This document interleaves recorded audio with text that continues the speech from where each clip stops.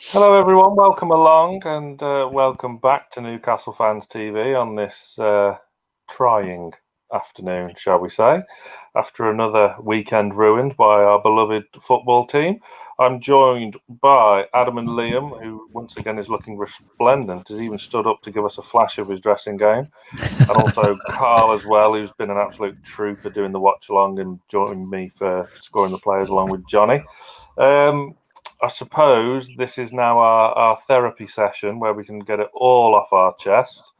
But let's start at the very top and have a look at the teams today. And I will come to Liam first. What did you make of Steve Bruce's Newcastle United lineup this afternoon? It wasn't a bad team, but I just don't understand why Joe Linton started up top by himself.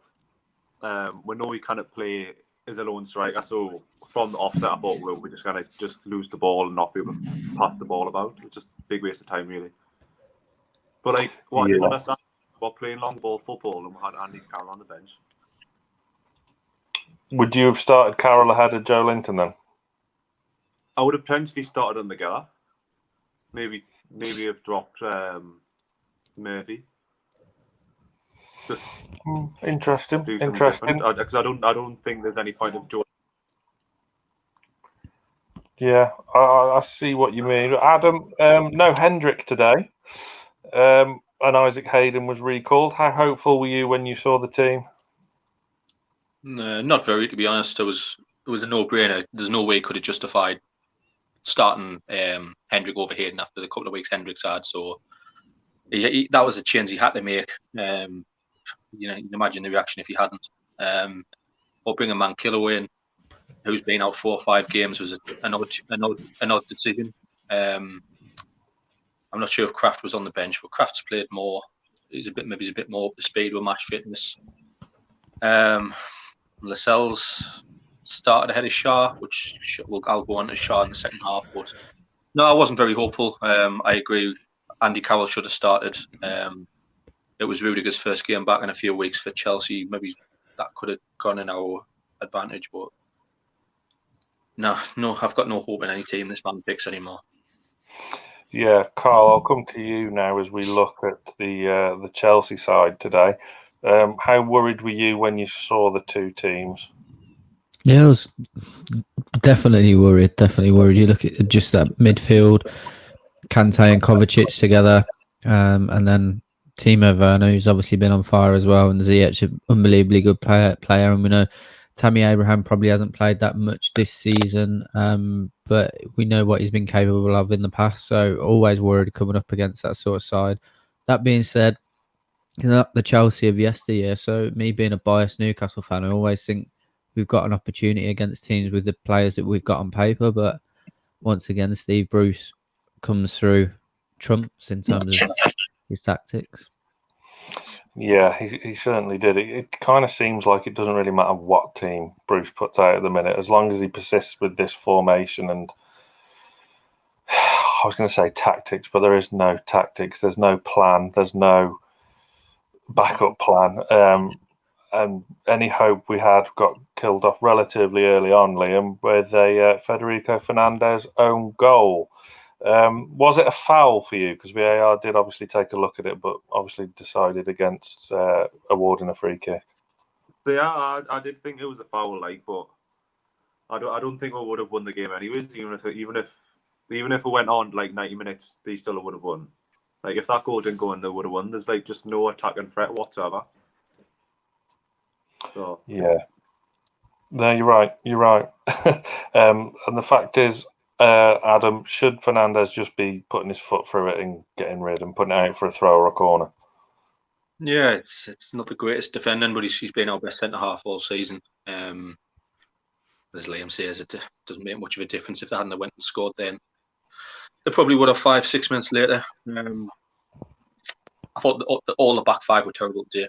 I know it was only 2-0, but I thought they were all over the place. There's not one I could praise today, unfortunately. So the thing is with Fernandez that you say there he's been our best centre back this season. I'm going to disagree with you slightly. I think he's been our best centre back since Project Restart in the back end of last season. But Carl, the last 2 or 3 games now, Fernandez has been really, really poor, and he's made some shocking errors, which has culminated in the own goal today.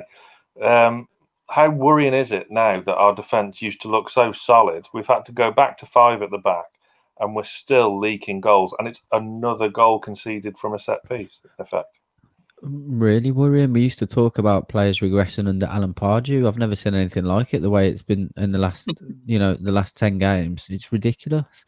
We've gone from having some, arguably, and I've said this maybe over the last 6 to 8 months, in terms of centre back partnerships. I honestly feel we've had some of the best centre halves individually or on paper in the league. Really, if it boils down to it, I don't think there's many centre halves in the Premier League, especially the back end or even last season, that were miles ahead above the centre halves. We had, Schar when he was on form, Fernandez when he was on form, Kieran Clark was brilliant at times, but Jamaal Lascelles as well, and Florian Lejeune, of course. Having those 5 centre backs was an unbelievable crop to pick from, and now they're all shit. Overnight, they're all shit. That's what's happened. How has that happened? And that's really, really worrying. Like, every one of them has been absolutely crap at some point over the last few weeks. So I'm really worried because I don't understand how they can regress so much unless they've just stopped playing football and training. And like Adam said, it's just Monday to Wednesday is fitness, Thursday for tactics, and that's it. I mean, you've devoted a whole day for tactics there, which is very generous. Yeah, that is generous. I think that's like the 10 minutes after lunch on a Friday afternoon, isn't it? That they go for tactics. I mean, it's so depressing. Obviously, we will come to Steve Bruce shortly because that's going to take up the main chunk of this, I'd have thought, because the tide is turning now. And one thing I will say is that I think he'll be counting his lucky stars that there are no fans inside that ground this afternoon, because there would have been a fair few, if not all 50,000 black and white fans calling for his head, because it's just the same shit, different day, isn't it, at the moment? Kieran Clark returned, Liam. How happy were you to see this man back today? Yeah, he's probably... It's hard to say, like, is he actually our best defender? Because he is prone to mistakes, but then he's actually good at set pieces. He is. But was it the right game to bring him back? And do you think the balance was right in that back three, considering Schar was the one that was dropped and not, say, Jamaal Lascelles, who a lot of fans have been saying that he needs taken out of the team?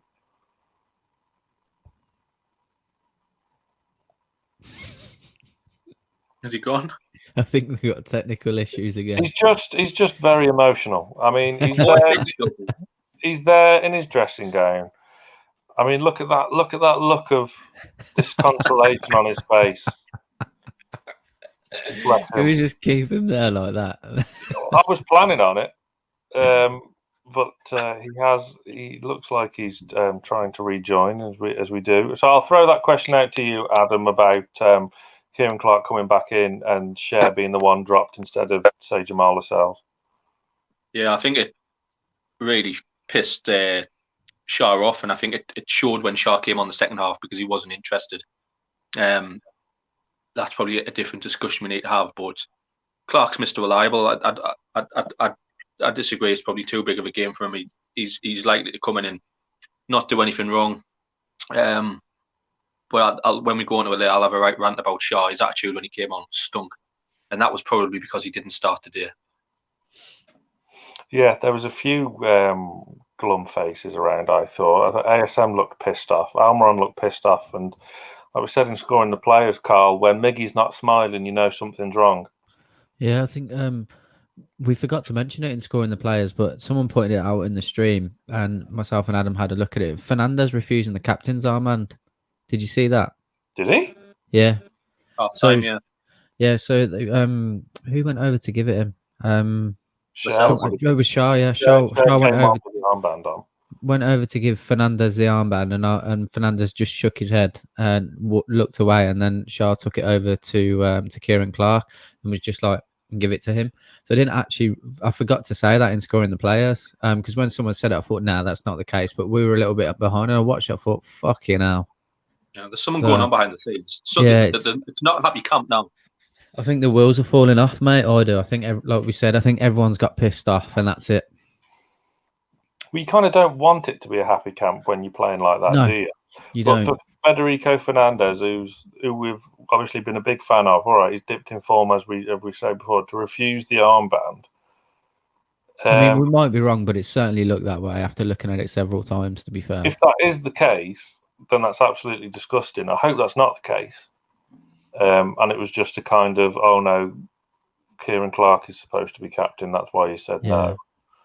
But then Fernandez did get the armband in the League Cup game, didn't he? Yeah, because we kind of expected him to be vice captain in terms of centre halves, don't you? Really? If Shelby's not about. Yeah, that's one to keep an eye on in the press in the coming days if anything does come from that, because you don't turn down the armband. Simple. Players like that, Fernandez, who's been exceptional since. And we all love him, yeah. Yeah, he's been exceptional since Project Restart up until the last few games where the whole defence has been utterly pointless. Yeah, that's shocking. You can't be doing that. And Jamaal Lascelles wouldn't have stood for that had he still been on the pitch. What did you make of his 45 minutes? Liam, if you can hear us and you are back, what did you make of Jamaal Lascelles' 45 minutes? He had an all right game. I think there was a one point, I think it was when he first twigged to the back of his knee. Done quite well there, but it's hard to actually assess the defence because, they were just shocking. So you can't really say whether they were good or whether they weren't good, but they weren't bad essentially. Well, I think it comes down to the tactics. We just cannot keep the ball. Yeah. That's I did put a tweet out in the first half as it goes that was essentially keep the fucking ball, which is something that we haven't been able to do for quite a few games now, and the frustration that we see in the final third, Carl, in particular from ASM, who's throwing his hands up and having a real battle with Reece James there, which the Chelsea right back won comfortably. Mm-hmm. Where does ASM go from here? Because he just looks so disconsolate and so annoyed at just how poor his performances have been. But is that all down to the way Bruce is playing? How Bruce is setting up the team? Yeah, I think a lot of it definitely stems on that. Absolutely, and I've said it I hate the way Bruce is managing the team. I think at some point, though, Maximin has got to be a bit professional about it and look at himself and think, I do need to pick my performances up in some way. But I appreciate that that's going to be really hard in the system that's being played. That being said, he was playing as a winger today. He was kind of playing in his natural position. I thought he was going to start off bright, or he did start off bright, and there was a couple of bits and bobs here and there, but he's just not been good enough. He just hasn't been. He's not been the player that we expect every week. So I think someone mentioned they wouldn't be that frustrated if he was dropped, but he's a bit like Ben Arthur. Can we afford to drop someone like that who's got that bit of magic in them, even if they're doing nothing for 89 minutes and he pops up with a wonder goal? Can we afford to drop players like that? Because that decision that Bruce made to bring him off was a ridiculous one for me personally. So, I mean, the majority of it falls on, to answer your question, majority of it definitely falls on Bruce, but he does also need to have a bit of a look at himself and see what he can do differently. Adam, where do you stand on this?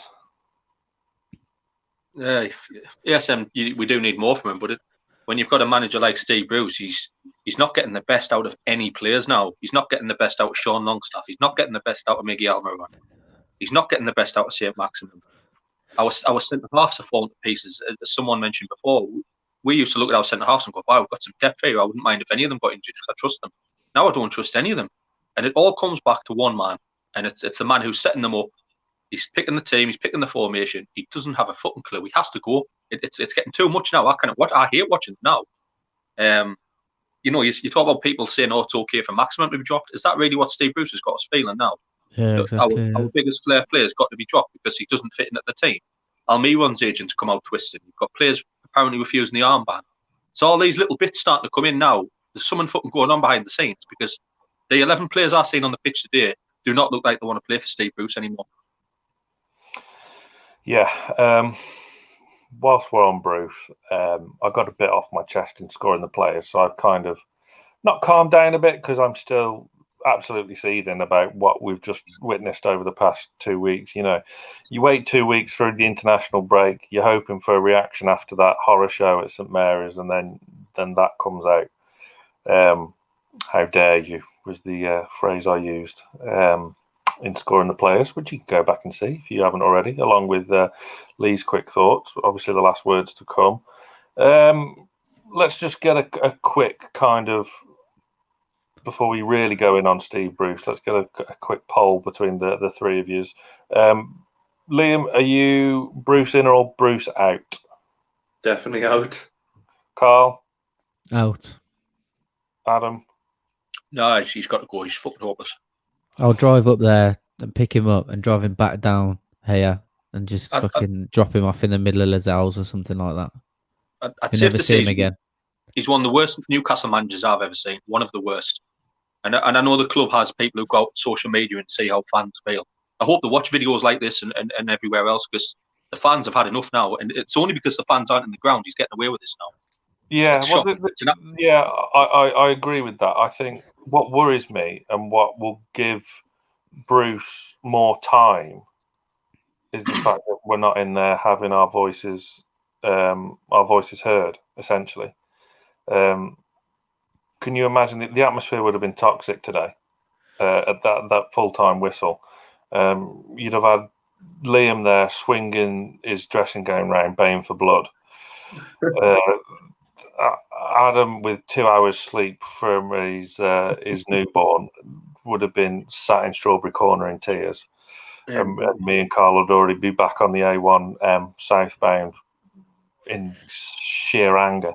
Sam, Adam made a good point. Sorry, when we were doing the watch along though, because I asked, if we're all there, surely at some point, with how would be the toxicity you'd get for week upon week, surely at some point you'd think I need to walk away from it all. And I asked Adam, do you think he would? Do you think he's that type of bloke? And he said, well, it was at Villa and people were throwing cabbages at his head, and he still carried on. So I don't think he gives a shit. It's because if they resign, they don't get the pay package, so they need to be sacked, and then they continue getting the pay package. Do you know what I mean? Yeah. Football is better for you if you fail as a manager because you still get paid. That's true. And the thing is, as well, they're always too late to react. We saw that with Steve McLaren. He should have gone months before he actually did. I'm just sick of this same excuses every week and the same. I mean, his post-match quotes. Adam, you'll have to remind me of them all. But he was okay with our second half performance. Did he say? I've quickly checked on the Chronicle before I came on here, and it's not word for word, but he's pretty much said there was pleasing parts of the second half, and all he's done is praised. All he seems to have done. Sorry, I haven't read it. Word is praised Chelsea. There's no acknowledgement of his own tactics, his own failings. Again, we're too predictable. I'm sick of saying the word predictable, but he's just absolutely just on a different planet. If he thinks he's doing a good job at Newcastle United, he claims to be a boyhood fan, a Newcastle lad. If you are, just walk away, mate. Just walk away. Yeah. Let someone else come in. You've had your time. It proved he couldn't get a Premier League job. He had to go and start his craft again at Chef Wed, and we were the only fucking muppets who wanted to give him a chance. Just go and sit with Sam Allardyce on Talk Sports on mornings. Just don't come back, mate.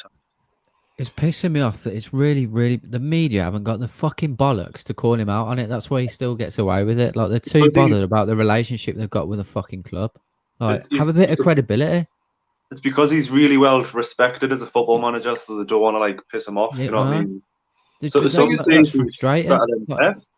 Well, this is part of what winds me up the most. Okay, he is actually well respected in the game because he's been in the game 40 years. This is what none of us have not got respect for the bloke. He's been in the game 40 years, absolutely superb centre back, one of the best around in his day. Been a manager for 20 years, just over. and he's not learning from his previous defeat. Yeah. And he's Got kept so it much exactly respect the same. for him. That first half was exactly the same as how we finished against Southampton. Yeah. You should we praise him for what he's done in the game. We praise him when he has great games for us, and he needs to be called out on his crap. And the media don't do that. So when we do it, we're looked at to be deluded. It's bollocks. It's fucking bollocks. He doesn't have great games. He has lucky games. Well, you're right there, mate. But you know what I mean. You know Yeah. what I mean. Yeah, that is true. We did get away with it last season, but and there are lazy pundits out there that say he is doing a good job. He did a good job last season. He's not doing a good job now. No. He's no excuses anymore. No excuses anymore. This is his team. These are his players. These are his tactics. These are his formations. These are his systems. This is all him now, and it's not working. He's been in charge of Newcastle the same amount of time Lampard has at Chelsea. Of course, Chelsea have had a lot more money to spend than us. No one's doubting that. They were better. They've also had a transfer ban. Yeah, but you can tell Lampard's got a mark on his team how he wants them to play football. Whether they spent 100 million or 10 million, you can tell Chelsea are playing football in a specific way that Lampard wants them to. We are playing the football Sunderland did 10 years ago, and Aston Villa did 5 years ago, and Birmingham did 15 years ago. He's not changing. He's not adapting his game, his managerial game, and it's so easy. We're so easy. We as fans, Johnny in the pre-match said we're going to get beat 2-0 and they'll score an early goal. If us as fans can see that, fuck me, multi-million scouting teams are going to be able to just wrap. You know, I'm just fucking absolute beggars belief how this man is stealing a living as Newcastle United manager now. If we're honest between ourselves, do you think Frank Lampard would come in at Newcastle and get a tune out of the likes of Almiron, Maximin, Wilson? Who are they going to play better under, Bruce or Lampard? Lampard, because I think he's got a sense of how to set a team up and how to tactic footballs. Like with Bruce, he just seems to just pick a team and just chuck them out. Hope it's 0-0 at 90 minutes and we'll get a lucky goal. Yeah. Yeah, and the thing is though, we all know deep down that Bruce isn't going anywhere. Yeah. No. Let's say he did. Who comes in? No one. Who are gonna get? I mean, the obvious answer would be Eddie Howe, but I'm not sure that would be the right thing to do. Yeah, we spoke about Gerrard, didn't we? We'd quite like to see someone like Gerrard. I don't think Gerrard would come and work under Mike Ashley. He's got more ambition than that. But I'd love to see someone like Gerrard. But he wouldn't work under Mike Ashley. Gerrard wants to win trophies. Eddie Howe will be the easy choice. But I think Ashley's likely to go and look at a championship manager or someone if it's someone who's in the job. There was someone in the comments mentioned Graham Potter at Brighton. I'm not too sure on that, but Yeah. This is a bit of a curveball, but like I would probably take Richie, because I think like if they're playing crap, he would just end up punching them all out. Do you know what I mean? Like you'd actually get the team fired up and actually want to go and play football and close them down, like and actually hit and the tackle hit them hard. Yeah. We need that, don't we? We do need that. That's gone from our game completely. Yeah. Like we're so off the pace today. I don't even think we got close to Candy. No. anyone. Yeah. Yeah. I mean, it's just so aimless and just. I mean, Jacob Murphy got placed in his more accustomed role in the attacking third on the right-hand side. Carl, did he have any effect on the game whatsoever? I probably overscored him a little bit in scoring the players. I think that's more down to the fact that I want him to do well, and he's only one of few players at the moment that I feel want to play for the club, play for the shirt properly. But he had glimpses going forward, but he didn't set the world on fire, mate. No, not at all. I think it's hard with Joe Linton up top. Yeah, definitely. Yeah, this is the thing. Did we have a shot on target today? Do you class hitting the bar as on target? I don't know. No. Guess No. not. Andy Cowell had one right at the end. We got a corner from. It got deflected, but that wasn't on target, though, was it? The keeper made the save, so I'm not sure. But if four of us are struggling to think of one. Yeah. So, like Joe Linton on the edge of the box, time, space, could bring it Yeah. down, get a shot away, but completely hashed it and wasn't even hitting it on target. Just summed up our day. So is it? I mean, that can't, Joe Linton not being able to get a shot on target, or and it's not just Joe Linton. There were others. That Carroll chance. I mean, Sean Longstaff had a great effort, so that hit the bar. There's nothing wrong with that, but. Can you lay all the blame on Bruce, really? Or Yes. For me, the effort of the players today was shocking. I mentioned it before. Some of them now look like, and I've never said this before, one thing I've credited Bruce with is that he does actually look like he's got the team behind him. That wasn't the case today. Fabian Schar came on at half time and he was absolutely disgusting. The way he was walking around that pitch, the second goal, he just let Werner run. So not just him, but a couple of them, but he was the main one. He was not interested in tackling him. There was no tactical foul. You take a yellow card for the team when you're under pressure. His body language was disgusting. Players like that shouldn't be wearing the black and white shirt. It looks like he's starting to lose the dressing room a bit to me. I think he's lost it. Yeah, I do. I think he's lost it or he's losing it. Definitely. We're told he's a popular figure and he's a players manager, good man management. Obviously, he's got to have some skills to be a manager for 20 plus years if tactics aren't your strong point. But yeah, I actually thought Schär had a really good first 5 minutes of coming on. He was bringing the ball out, put some lovely ping passes, and then he made that real shit mistake that let Werner in, which should have been 2-0 then and there. And then that was it. He had a face on him. He needs a haircut because that man bun don't suit him. And it just went downhill from there. And as I touched upon earlier, Miggy came on just when Abraham made it 2-0 and just looked pissed off, which is very un-Miggy-like. Do you reckon there's some kind of bubbling undercurrent that, as we say, Liam, that he might have lost the dressing room a bit? I thought Miggy did well when he came on. Thing is, for me, though, he put Miggy on the right, which we know he can't play on the right. And at one point, sorry to cut you off, I've asked you a question and I've cut you off your answer. I will let you, but something's just come to my mind. When Carroll came on, at one point, I completely forgot to screenshot it, but at one point, Almiron was up top, Joe Linton was on the left, and that pacey winger, Andy Carroll, was on the right-hand side. What the hell is going on, Liam? I think at one point Carroll was defending in the box. You know what I mean? I think he was that far back. I think for me, if you're an ambitious player, you're going to leave the club. If you look at ASM, Miggy, Callum Wilson, Ryan Fraser, they're not going to be here much longer. Like, if that's the way we're playing, ASM wants to probably play for the France team and go to the Euros and go to the World Cup in the next couple of years, and he's not going to get it in that team or under this manager. Like, Joe Linton, he's not a striker, and we've just hung him out to dry again. And I think Miggy probably does want to leave, because I would. Yeah, no, I agree with that 100%. I mean, ASM's just signed a new contract, hasn't he? Ryan Fraser, we've not seen anywhere near enough of. It's such a shame he's got injured, because he should have been in the team before it had got to that.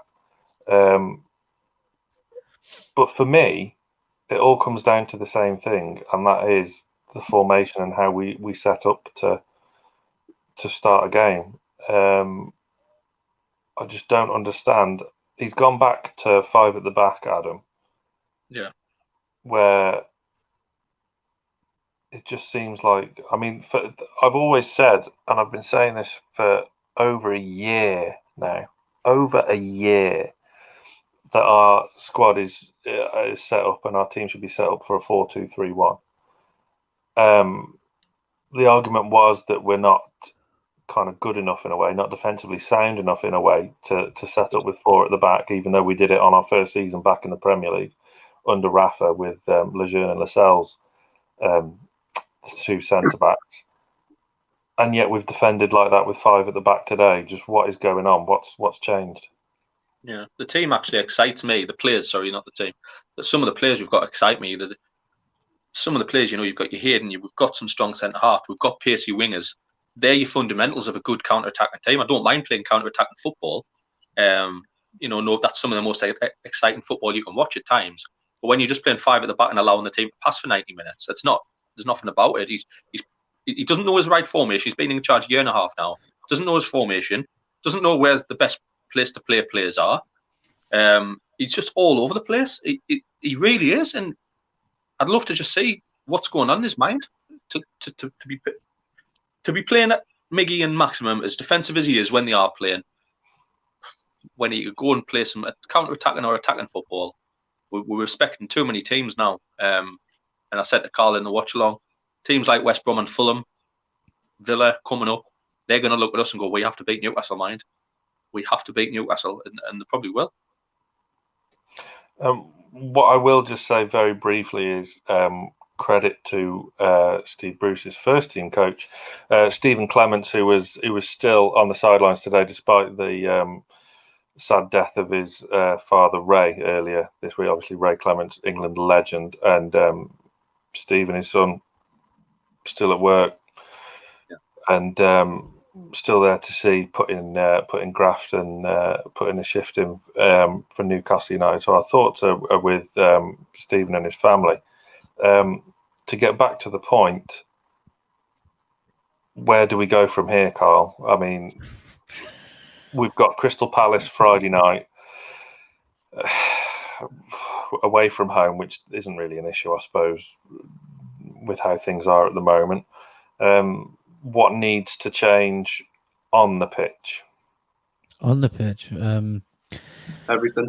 yeah, basically everything does need to change. If we're just looking at holding players accountable, let's not even bring Steve Bruce into the equation. Then they need, whatever is going on, they need to be a bit more professional about it and forget about it whilst on the pitch and put everything that they've got into it. Because I know that can be tough, but as Adam said, there was a lot of players today that shouldn't be wearing the fucking shirt. And at some point, you do need to hold yourself accountable for that at some point, especially when you're on the money that you're on. But who are we to? I can't tell Alan Saint-Maximin to want to play football if he doesn't want to play football. So, in answer to your question, I really don't know. I don't know. I don't know. I don't know how you fix this. See, for me, it just seems like we've got no leaders. Like, Yeah. I think that team would be like, if Richie was on that pitch today, we'd be screaming his head off, and we heard none of it. We had barely any communications. Rich, like if he walked in at 90 minutes and Richie was playing, he would try to scrap them all. Like the captain should be going nuts. Like, and my money would have been on Richie to win the scrap. Yeah. But you are right. You need players on there to be holding these players accountable that aren't doing their bit, don't you? It's like I thought Carroll would have came on and then try to lead, because he does talk a lot when he's playing, but like even he just seems sick. Yeah, there was a lot of that, wasn't there? So Palace on Friday night, Liam, how would you set the team out? I'll probably go 5-3-2. I'll probably go Richie left wing back, Fernandez, Shaw and Clark in the middle, and then Manquio. And then in the middle would be Hayden and Shelby and Miggy, probably a bit further up than that, and then probably ASM and Wilson up top. Yeah, I'll do it. Adam, do you agree, disagree? How would you set it up? No, I don't disagree there, but he needs to change something dramatically if he wants to keep his job. And I mean a complete change in tactics, a complete change in formation. I'd like to see us do something like 4-3-3. Maximum on the left or Miggy on the left, Maximum on the right with Wilson. Someone a bit more dangerous, a bit more attacking. It does leave us vulnerable to concede goals. I accept that, but we're fucking conceding goals with 5 at the back. Yeah. So just something different. I need to say, Bruce has lost me now. Fuck me. He lost me after Southampton, but today was even worse. But we've got to change something. We've got to play to our strengths instead of playing other teams' strengths. Palace are a good team. Zaha always causes problems. They've got some strong midfielders. So if we're going to just set up the usual predictable stuff, I just think we're going to get beat again. So for me, he's got to do something different. Bring Miggy and Maximum into roles they're used to playing in, around Wilson, and just need to learn to pass the ball as well. Like, just something need to learn how to keep the ball for a start. Yeah. Can't pass it if you haven't got it at your feet. I mean, Isaac Hayden came back in today, Carl, and he got his customary yellow card. do you think he made a difference in that midfield, or would it have mattered whether it had been Hayden, Hendrick, Shelvey, Longstaff? Did it just not matter? No, I think he always makes a difference, whether it's obvious or not. I think he the way he plays football and the way he breaks up play, I think he'll always. I think if Hendrick was in there, I think it could have been worse. And I don't want to I'm not going to personally attack Hendrick. He's not as fit as Hayden. He's not as ball aware as Hayden. And I think it could have been worse if Hendrick was in there personally. And I think Adam talking about the 4-3-3, I wouldn't mind seeing that, because people have come out and said that we can't do that because we haven't got box-to-box midfielders. You're telling me that Isaac Hayden hasn't got enough of an engine to run for 60, 70 minutes between two boxes? Centre midfielder, a midfield position he's been playing his whole career and his whole life. We can't play these formations because they're not good enough to do that. It's bollocks. I'm sick of it all. We've got enough cover as well. Yeah, I'd like for us to sit here after the game and say we had 7 or 8 good chances, 7 or 8 shots. We're all sat here before. None of us can remember a shot on target. He's got to change something to make us more offensive, because we're just going to... It's embarrassing. It's embarrassing now. I hate watching us now. He's the worst manager we've had. I hate watching us. Some post-match quotes for you. Maybe in the first half, we were a little too deep at times. They're a very, very good side. And like I said, when you go high up the pitch, they can really hurt you. So yeah. He's the manager. It's his job. It's his job to fucking set them up. We were too deep, yet when you go high up the pitch, they can hurt you. When were we sat high? When? No, exactly. When Joe Linton defends more than he fucking attacks, and I've got no issue with him at all. But like, when were we high? When did we press high? We didn't. To go on, he says there are very, very. There are very. No, hang on. There will always be grumbles. We had some important players missing, but Chelsea are a very good team. Second half, there were 1 or 2 details. We had 3 good opportunities, and against the big teams, you've got to take them. I mean, he kind of has a point to an extent. With chances, yeah, of course. There were a couple of half chances on there, and the fact is, if you ain't even making the keeper work and putting them on target, that's not Steve Bruce's fault. That's down to the individual, isn't it? It is. So, my argument on that, though, is why are you recruiting these players if they can't fucking shoot? In all fairness. But I do agree. You can't change that. You can't. And Longstaff was unlucky with that effort that's hit the bar. But does that really make a massive difference on the grand scheme of things that happen in the game? No. If that goes in, we're not going to go and get an equaliser. Yeah. What I will say about Sean is he wasn't completely terrible today, and that was a good shot. But my word, can we get him off set pieces, please? We really need to get him off set pieces, because it's very apparent that he just can't do it. I mean, I like Sean Longstaff, and he is actually one of my more favourite players. But no, just no to set pieces. No, thank you. Just thank you, Sean, for your effort on taking the corner, but they're not required from now on. My word.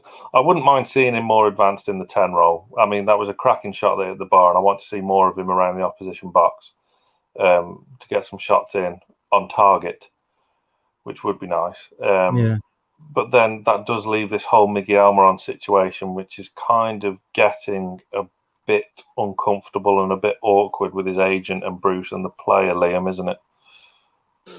Yeah, he's gone in January in my eyes. Like, I agree with Liam 100% on that. Yeah. I think he's gone. You don't get your agent to come out if you don't want to move. It just seems like it's the Sissoko situation all over again. I mean, say if Miggy goes, and you know what our recruitment's like, it takes us a year to sign a player where it takes other teams a week. Say if Miggy goes and we don't get a replacement in, that means Christian Atsu will be back in the 25-man squad, Adam. And I can't do that. I can't.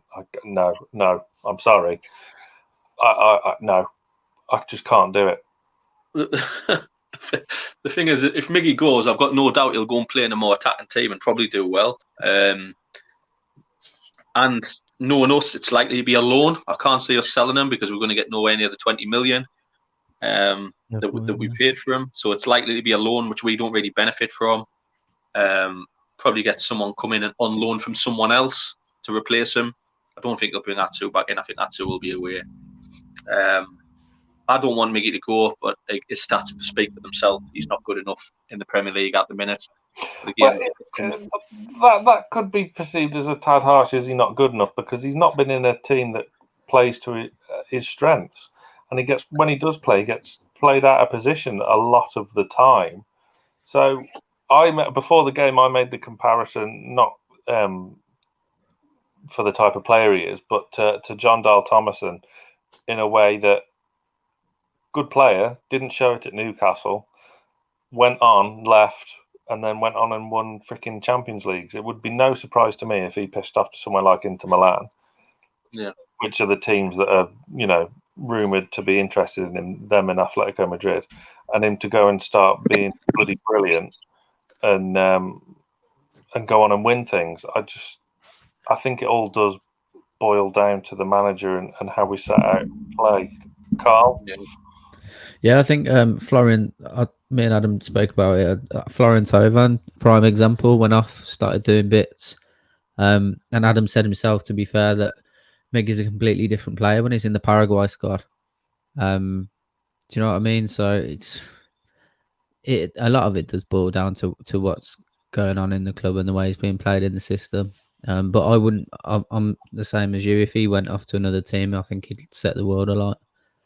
Yeah, and the fact that he didn't come home early, even though he was suspended for Paraguay's last game, doesn't sit right with me. There's definitely something going on. So, doesn't it? Yeah, it absolutely does. So watch this space with that. There's something going on and something does need to change. Let's just, before we wrap up, I'll get a very quick prediction from the three of you about Friday night at Crystal Palace. Liam, do we see a reaction or is it going to be another crushing defeat? It's either going to go two ways. You'll get lucky or it'll be the same performance again. I don't think it's going to be anything exceptional, so I'm going to get another defeat.